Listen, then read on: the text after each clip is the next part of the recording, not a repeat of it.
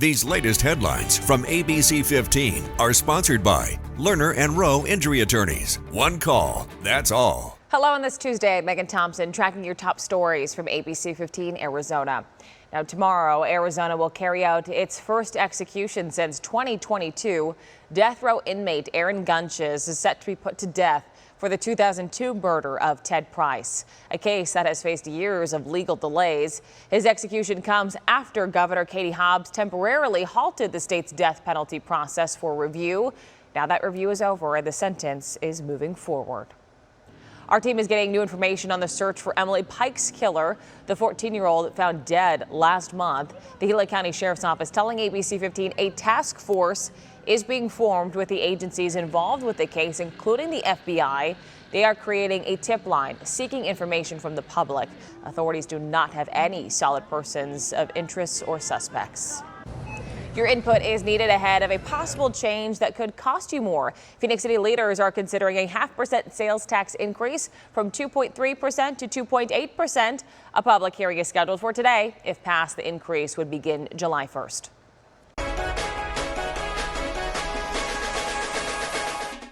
All right, so when you think about March Madness and basketball, you got to think about the Arizona Wildcats. I'm here on campus at U of A. Hey, they have had quite an impressive run when you think about where they've gone over the past few decades when it comes to March Madness. So I wanted to follow up with Bob Elliott, who is quite a legend here on campus, played for the Wildcats back in the 70s, made it all the way to the Elite Eight, and still has so many magical memories from that time. It's a matter of using your talents and pushing them together. It's something University of Arizona basketball legend Bob Elliott picked up at a young age. You know when to pass the ball, right? Yeah. Well, Mr. Basketball, yeah, I certainly hope you would know that. I didn't pass much when I played, though. Full disclosure. Yeah. Nearly half a century later, Bob's the only Wildcat, male or female, to score more than 2,000 points and have more than 1,000 rebounds.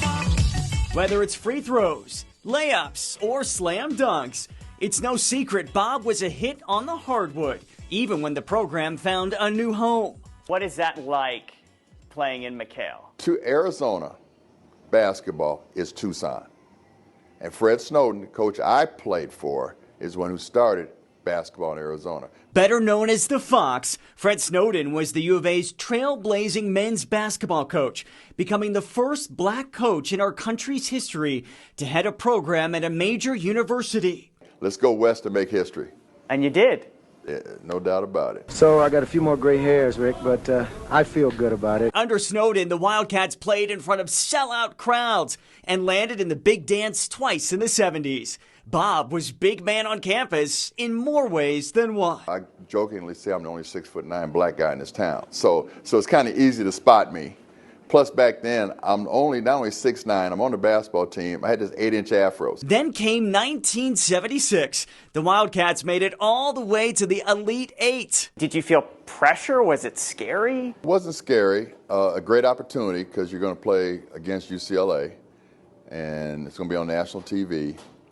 Winner goes to the Final Four. But the Wildcats would never see that Final Four. They lost in a bruising battle to the Bruins, 82-66. So we gave it our best shot, and it didn't happen.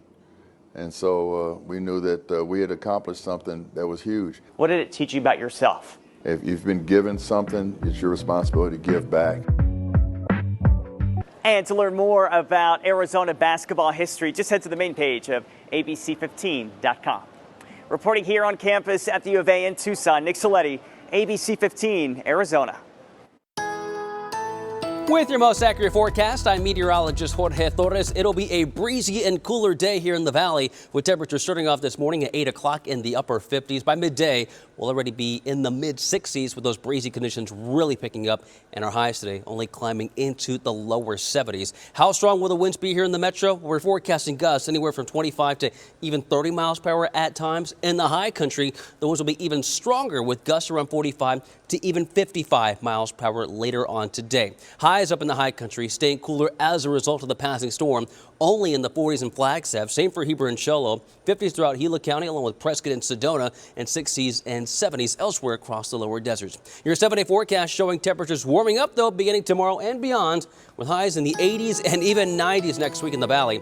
In the high country, some slight snow chances today with little snowfall accumulation expected. Then we're in the 50s and 60s beginning Thursday through the early part of next week as well.